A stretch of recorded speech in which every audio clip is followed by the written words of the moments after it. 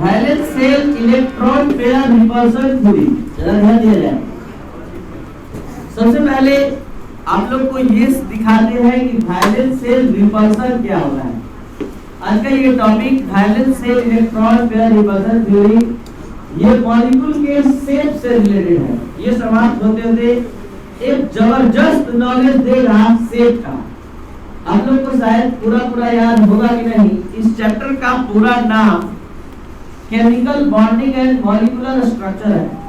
तो पहले आप बॉन्ड का धीरे धीरे नॉलेज दिए, electrovalent bond, covalent bond, hydrogen bond, single bond, double bond, triple bond, singlet bond, फिर उसके बाद हाइड्रोजन बॉन्ड, सारा बॉन्ड पढ़ ली। फिर शेप का स्टडी शुरू हुआ। पहला स्टडी शेप का हाइब्रिडाइजेशन में स्टार्ट हुआ, जिसमें आप 6 शेप के बारे में कम से कम तो जान ही गए। Linear, trigonal, tetrahedral, trigonal, bipyramidal, octahedral और पेंटागोनल बाइपिरामिडल।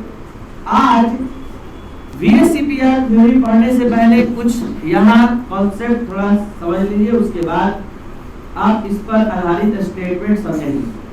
किसी भी मॉलिक्यूल में, जैसे मॉलिक्यूल है H2O, इसका सेंट्रल एटम है ऑक्सीजन, और इस सेंट्रल एटम पर 2 तरह के इलेक्ट्रॉन पेयर है।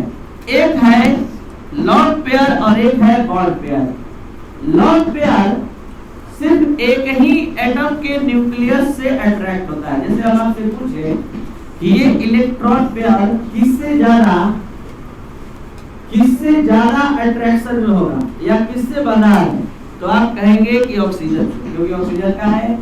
लेकिन ये जो इलेक्ट्रॉन पेयर है, जिसको बॉन्ड पेयर कहते हैं, अगर आप लोग को ये नहीं आता है कि लॉन पेयर क्या है, बॉन्ड पेयर क्या है, तो सुन लीजिए। ये है बॉन्ड पेयर और ये है लॉन पेयर। लॉन पेयर केवल एक एटम से या एक एटम के न्यूक्लियस से अट्रैक्ट होता है, जबकि बॉन्ड पेयर हमेशा 2 एटम के न्यूक्लियस से बना होता है। तो यहाँ 2 एटम के न्यूक्लियस से ये बना है और ये एक सिंगल एटम के न्यूक्लियस से अट्रैक्ट है। तो यहाँ आपको समझना है कि बॉन्ड पेयर जो होता है वो टाइटली पैक होता है, और जो लॉन पेयर है वो एक एटम के न्यूक्लियस के अट्रैक्शन होने के कारण अपने आप को ज्यादा फ्री महसूस करता है। तो ज्यादा जगह भरता है कौन? Lone pair. ज्यादा रिपल्सन कौन उत्पन्न करता है? Lone pair. तो ये हुआ रिपल्सन का बात। अब आपको आप यहाँ ले आते हैं कि वैलेंस शेल इलेक्ट्रॉन पेयर के बीच रिपल्सन का क्या कॉन्सेप्ट है। तो आपको बता दें कि ये इलेक्ट्रॉन पेयर है, ये भी इलेक्ट्रॉन पेयर है। भले ये आपका नॉलेज कहता है कि ये लॉन पेयर है, ये बॉन्ड पेयर है, लेकिन कोई भी पेयर हो, चाहे बॉन्ड पेयर हो चाहे लॉन पेयर हो, सब पर निगेटिव चार्ज है, सब में रिपल्सन लगातार हो रहा है। तो इस रिपल्सन के कारण ये इलेक्ट्रॉन पेयर एक निश्चित डिस्टेंस मेंटेन करते हैं, और ये निश्चित डिस्टेंस मॉलिक्यूल के ज्योमेट्री के लिए जिम्मेदार होता है। जैसे कि आप सभी स्टूडेंट जितना जानते हैं उस पर हम समझाना स्टार्ट कर रहे हैं। आप लोग जानते हैं कि अगर किसी सेंट्रल एटम के चारों ओर 2 बॉन्ड पेयर आता है या 2 हाइड्रोजन ऑर्बिटल बनते हैं, तो निश्चित तौर पर वो एक दूसरे के रिपल्सन को कम करने के लिए 180 डिग्री पर अरेंज होता है। तो यहाँ पर भी 180 डिग्री पर जाना क्या है? रिपल्सन को कम करना है। रिपल्सन को ये लगातार कम करने के लिए अपने बीच दूरी मेंटेन करना है, और ये दूरी 180 डिग्री पर रखना इस बात का प्रूफ है कि यही वो एंगल है जिस पर रहने पर इसके बीच होने वाला रिपल्सन सबसे मिनिमम हो। अगर 3 इलेक्ट्रॉन पेयर है तो 3 इलेक्ट्रॉन पेयर एक दूसरे के बीच के रिपल्सन को कम करने के लिए कितना डिग्री पर एडजस्ट करेगा? 120 डिग्री। तो आप ये जो देख रहे हैं, ये बॉन्ड पेयर है, ये बॉन्ड पेयर है, ये बॉन्ड पेयर है, ये 120 डिग्री पर रखना इस बात का प्रूफ है कि ये एक दूसरे को रिपल्सन कम रखने के लिए एक दूसरे को एडजस्ट कर रहा है। तो कहने का मतलब है कि किसी मॉलिक्यूल में सेंट्रल एटम के अराउंड जो इलेक्ट्रॉन पेयर होते हैं, वो इलेक्ट्रॉन पेयर जहां तक संभव हो सके एक दूसरे से मैक्सिमम डिस्टेंस पर रहते हैं, और मैक्सिमम डिस्टेंस पर होना इस कारण से होता है कि उनके बीच होने वाला रिपल्सन कम हो जाए। जैसे दो इलेक्ट्रॉन पेयर होते हैं तो एक दूसरे को 180 डिग्री पर एडजस्ट करते हैं और एडजस्ट करने के चक्कर में उनका शेप हो जाता है लिनियर। अगर तीन 120 डिग्री पर अरेंज करते हैं तो उनका शेप हो जाता है ट्राइगोनल। कारण है कि इसको 120 डिग्री पर रहने पर ही रिपल्सन सबसे कम महसूस होगा और मॉलिक्यूल का शेप उसी बहाने हो जाता है क्या, ट्राइगोनल। अगर 4 बॉन्ड पेयर होता है तो कितना है, 5 होता है तो ट्राइगोनल बाइपिरामिडल। 6 होता है तो आप 6 पर भी जाते हैं ऑक्टाहेड्रल। 7 होता है तो पेंटागोनल बाइपिरामिडल। अब शुरू होता है VSEPR थ्योरी का मेन स्टेटमेंट। पहला स्टेटमेंट कहता है कि वास्तव में कोई भी मॉलिक्यूल की ज्योमेट्री या शेप, कोई भी मॉलिक्यूल की ज्योमेट्री या शेप उसके बॉन्ड पेयर की संख्या से डिटरमाइन होती है। अगर बॉन्ड पेयर 2 है, नो डाउट लीनियर शेप होगा। 3 अगर बॉन्ड पेयर है ट्राइगोनल होगा। 4 बॉन्ड पेयर है टेट्राहेड्रल होगा। 5 बॉन्ड पेयर है तो ट्राइगोनल बाइपिरामिडल। 6 है तो ऑक्टाहेड्रल। 7 है तो पेंटागोनल बाइपिरामिडल। तो कहने का मतलब है कि जो बॉन्ड पेयर्स होते हैं वही मॉलिक्यूल के ज्योमेट्री को डिटरमाइन करते हैं। यानी the number of bond pairs around the center atom always determine the geometry of the molecule. If 2 bond pairs are present, then the shape of molecule is linear. If 3 bond pairs are present around the center atom, then the geometry of molecule or shape of molecule is trigonal. 4 bond pairs are present, then the shape of molecule is tetrahedral. 5 bond pairs are present, trigonal bigonal. तो ये था statement number 1। Statement number 2, statement number 2 है कि lone pair occupies more space than bond pair. Lone pair अधिक जगह घेरता है bond pair से। Lone pair occupies more space क्यों बोला जा रहा है, क्योंकि लॉन पेयर जो होता है 1 एटम के न्यूक्लियस के प्रभाव में होता है, 1 एटम के न्यूक्लियस से अट्रैक्ट होता है।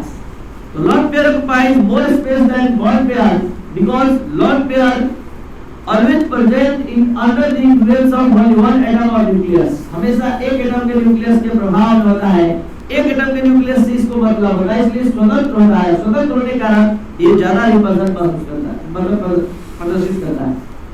तो यहाँ पर लॉन पेयर बॉन्ड पेयर के बारे में बताया गया कि ये होता है, ये रिपल्सन उत्पन्न करता है। अब हम ऑर्डर ऑफ रिपल्सन के बारे में बताने जा रहे हैं, लेकिन उससे पहले थोड़ा एक चीज और बता दें कि किसी मॉलिक्यूल में जो इलेक्ट्रॉन पेयर्स होते हैं उसमें 3 तरह का रिपल्सन होता है। ये 3 तरह का रिपल्सन आपको सामने दिखेगा भी।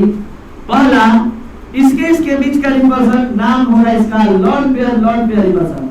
इसके बीच का रिपल्सन कहलाएगा lone pair bond pair repulsion और इसके बीच का रिपल्सन कहलाएगा सबसे ताकतवर, सबसे ज्यादा स्ट्रॉन्ग जो रिपल्सन होगा वो सबसे फ्री पेयर के बीच। और फ्री पेयर कौन है, ज्यादा स्वतंत्र कौन है, लॉन पेयर। तो लॉन पेयर का रिपल्सन सबसे ज्यादा ताकतवर होगा, ज्यादा शक्तिशाली होगा, ये ज्यादा एक दूसरे को दूर ढकेले। तो ये लॉन पेयर का रिपल्सन सबसे ज्यादा, लॉन पेयर बॉन्ड पेयर का रिपल्सन उससे कम और बॉन्ड पेयर का रिपल्सन सबसे कम। ये था statement number 2। Statement number 3। Statement number 3 सुनने से पहले आप सभी को पता है कि कोवैलेंट बॉन्ड 3 प्रकार का होता है, single bond, double bond, triple bond. Single bond में 2 इलेक्ट्रॉन होता है, डबल बॉन्ड में 4, ट्रिपल बॉन्ड में। अगर आपसे एक छोटा सा सवाल करें कि ज्यादा जगह कौन घेरेगा, ज्यादा स्थान कौन प्राप्त करेगा, जिसमें ज्यादा इलेक्ट्रॉन है। तो ट्रिपल बॉन्ड में ज्यादा इलेक्ट्रॉन है, निश्चित है ज्यादा जगह घेरेगा तो ज्यादा रिपल्सन यही उत्पन्न करेगा। तो triple bond occupies more repulsion than double bond and double bond occupies more repulsion than single bond. यानी ट्रिपल बॉन्ड सबसे ज्यादा रिपल्सन उत्पन्न करेगा डबल बॉन्ड से और डबल बॉन्ड ज्यादा उत्पन्न करेगा। अब इस बात को एग्जांपल की सहायता से समझाने जा रहे हैं जो आप अपने आप समझ जाएंगे। अगर हम आपसे एक छोटा सा सवाल करें इस BCl3 में कि बॉन्ड एंगल तीनों क्या होगा, इक्वल होगा कि अनइक्वल होगा? क्यों आप ऐसा बोल रहे हैं? क्योंकि आपको दिखाई दे रहा है सभी सिंगल बॉन्ड है, सभी इक्वल कैपेसिटी से एक दूसरे को रिपेल करेगा यानी प्रतिकर्षित करेगा। क्या यही रिपल्सन यहाँ भी हो सकता है? क्यों? क्योंकि यहाँ पर एक डबल बॉन्ड आ गया, ज्यादा रिपल्सन उत्पन्न करेगा। तो ज्यादा रिपल्सन करेगा तो इधर से और इधर से होने वाला रिपल्सन ज्यादा होगा। तो इसमें सभी बॉन्ड एंगल 120 डिग्री के होंगे और यहाँ सभी बॉन्ड एंगल निश्चित नहीं होंगे 120 डिग्री के, क्योंकि ये ज्यादा रिपल्सन उत्पन्न करेगा, ज्यादा दबाव डालेगा। तो ये 120 से मान लीजिए बढ़ गया 124, तो इधर भी हो गया 124, तो 124 डिग्री हो गया, तो 8 डिग्री कम हो गया, 112 डिग्री हो गया, दोनों से ज्यादा रिपल्सन हो गया, जबकि यहाँ का रिपल्सन इक्वल रिपल्सन है। तो इसीलिए हमने लिखवाया कि triple covalent bond occupies more repulsion than double covalent bond and double covalent bond occupies more repulsion than single bond. Statement number 4. Statement number 4 समझने से पहले या सुनने से पहले जल्दी से बताइए CH4 में सेंट्रल एटम कौन है? C पर कितना लोन पेयर है? एक भी नहीं, सारे इलेक्ट्रॉन इन्वॉल्व है बॉन्ड के फॉर्मेशन में। NH3 में कितना लोन पेयर है? Pair one lone pair. और H2O पर कितना सेंट्रल एटम पर? तो इसके सेंट्रल एटम पर एक ही लोन पेयर है, इसके सेंट्रल एटम पर एक लोन पेयर, इसके सेंट्रल एटम पर। तो आपको बता दें, आप लोगों के पास इतना नॉलेज हो चुका है कि आप लोग ट्रिक के माध्यम से जल्दी जल्दी बता सकते हैं किस पर कौन सा हाइड्रोजन होगा। जल्दी बताइए कौन सा hydrogen? Sigma sigma sigma sp3 sigma sigma sigma sigma sp3 और sp4 बोल लेना s sigma sigma sigma sigma. बहुत ही फेमस क्वेश्चन यहाँ बनता है। CH4 NH3 H2O all molecules contain sp3 hydrogen but the bond angle of CH4 is 109 degree 28 minutes and the bond angle of NH3 is 107 degree and the bond angle of H2O is 104.5 degree 1। ऐसा क्यों? जब सब में hydrogen sp3 है तो ऐसा क्या हो गया कि बॉन्ड एंगल सबका अलग अलग हो गया? तो इसका जवाब है लोन पेयर। इसके सेंट्रल एटम पर एक भी लोन पेयर नहीं है, इसके सेंट्रल एटम पर एक आ गया, इस पर दो आ गया। जितना ज्यादा लोन पेयर आएगा बॉन्ड एंगल पर दबाव डालें, फ्री नहीं रह पाएगा मतलब बॉन्ड पेयर। तो ऊपर से देखिए NH3 पर लोन पेयर आ गया, तो ये बॉन्ड पेयर पर दोनों तरफ से दबाव डाल दिया, दबाव डाल दिया तो जो 109 डिग्री 28 मिनट 109 डिग्री 28 मिनट था वो घट कर कितना पर आ गया? तो इसमें एक लोन पेयर था और इस पर दो लोन पेयर आ गया, बहुत ज्यादा रिपल्सन पड़ गया, दोनों ओर से ये प्रेशर डाल दिया और ये बॉन्ड एंगल बच गया कितना? 104.5 डिग्री, इतना पर आ गया। तो यही से कॉन्सेप्ट हमने निकाला है कि greater the lone pair electron at the central atom less is the bond angle. Central atom पर लोन पेयर की संख्या जैसे जैसे बढ़ेगी बॉन्ड एंगल का मान घटेगा। लास्ट स्टेटमेंट से बहुत अच्छा सवाल बनता है हर ग्रुप से। जब आप 12th क्लास में पी ब्लॉक में पढ़ेंगे तो वहां पर यही कॉन्सेप्ट से बोला जाएगा, बताया जाएगा, याद कराया जाएगा आज ही के पढ़ाई का। और वो कॉन्सेप्ट क्या है सुनने से पहले जल्दी से बता दीजिए। नाइट्रोजन फैमिली में कौन कौन सा मेंबर है? Nitrogen, phosphorus, Sb प्रिस्मर। इसको याद करने का कोडवर्ड है न्यूजीलैंड, पाकिस्तान, सब विमान। तो न्यूजीलैंड, पाकिस्तान, ऑस्ट्रेलिया, सब विमान। तो यहाँ बिस्मथ रेडियो एक्टिव है, उसका बात नहीं होता है, वो अनस्टेबल है। तो ये चार एलिमेंट, इस चार एलिमेंट में बात हम कर रहे हैं। बस एक लाइन का कॉन्सेप्ट है, हाइड्रोजन बॉन्डिंग पढ़ाते समय बता चुके हैं। किसी भी ग्रुप में नीचे जाते हैं तो इलेक्ट्रोनेगेटिविटी का वैल्यू घटता है। तो इलेक्ट्रोनेगेटिविटी जब घटता है तो सबसे ज्यादा इलेक्ट्रोनेगेटिव नाइट्रोजन, उससे कम। तो यहाँ पर इसका सेंट्रल एटम कौन है? नाइट्रोजन। इसका सेंट्रल एटम, इसका और इसका Sp। अब इसमें सबसे अधिक इलेक्ट्रोनेगेटिव कौन है? तो नाइट्रोजन। तो अब इसके कॉन्सेप्ट को समझने का क्षमता आप में है। ये है NH3, ठीक है। इसके दो बॉन्ड पेयर को हम अपने हैंड में ऐसे ले लेंगे, जहां पकड़े हैं वहां कौन है? N। और ये है दोनों बॉन्ड पेयर, ये दोनों बॉन्ड पेयर।